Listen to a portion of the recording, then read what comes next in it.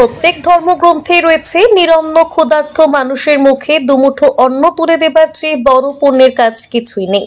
হয়তো সেই ভাবনা থেকেই লঙ্গরখানা বা ভান্ডারার আয়োজন করা হয় বিভিন্ন ধর্মাবলম্বীদের পক্ষ থেকে।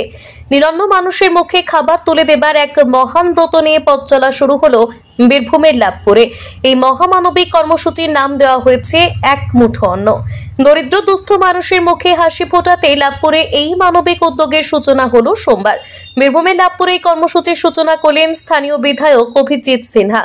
ছিলেন এলাকার বেশ কয়েকটি সমাজসেবী সংগঠনের প্রতিনিধিদের পাশাপাশি এলাকার ব্যবসায়ীদের একাংশ এবং লাভপুর থানার পুলিশ।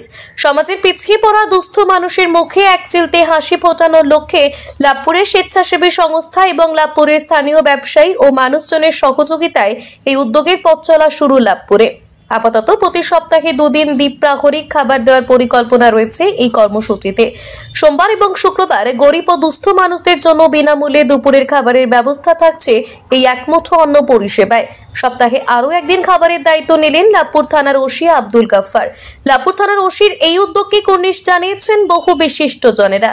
দুপুর 12টা থেকে 3টে পর্যন্ত খাবার বিতরণ করা হবে। লাভপুর কর্মতীর্থের পাশে এদিন আনুষ্ঠানিকভাবে এই প্রকল্পের উদ্বোধন করা হয়। ফিতে কেটে ভবনের উদ্বোধন করেন লাভপুরের বিধানসভার বিধায়ক অভিজিৎ সিনহা।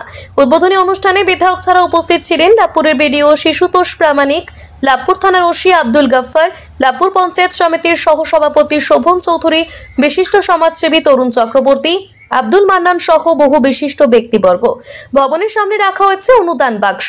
কেউ দান করতে চাইলে এই বাক্সে বা উদ্যোক্তাদের সঙ্গে যোগাযোগ করে দান করতে পারবেন।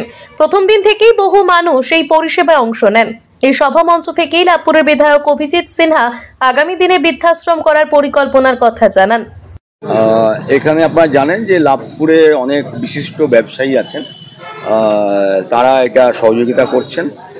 তারা ব্যক্তিগত স্তরে কেউ চাল দিচ্ছেন, কেউ ডাল দিচ্ছেন, কেউ সবজি দিচ্ছেন, এবং আপনি তাদের মধ্যে অনেকে দেখতেও পেলেন মঞ্চে। তো এবং কিছু এনজিও আছে, তারাও করছে, এবং যে সংস্থা চালাচ্ছে এরা নিজেরাও একটা এনজিও।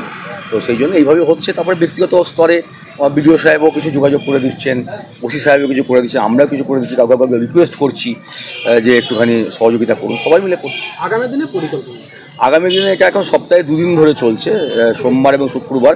এটা অন্তত 3 দিন করার আমরা চেষ্টা করছি।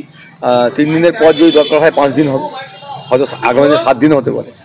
লাভপুর ব্লক প্রশাসন এবং এলাকার বহু বিশিষ্ট সমাজসেবীদের পাশে পাওয়া গেল আগামী দিনে লাভপুরে বৃদ্ধাশ্রম করা সম্ভব হবে বলে আশাবাদী অভিজিৎ বাবু।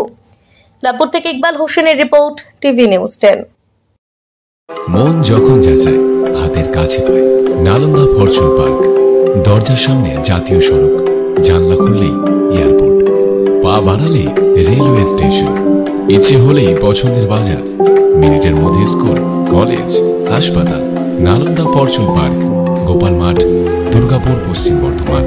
দক্ষিণবঙ্গের বেস্ট লোকেশনে হাতের মুঠোয় উন্নত জীবনযাপন। নালন্দা ফরচুন পার্ক, আপনার একান্ত আপন বাড়ি। আপনারা দেখছেন টিভি নিউজ 10। আপনারা মানে আমরা।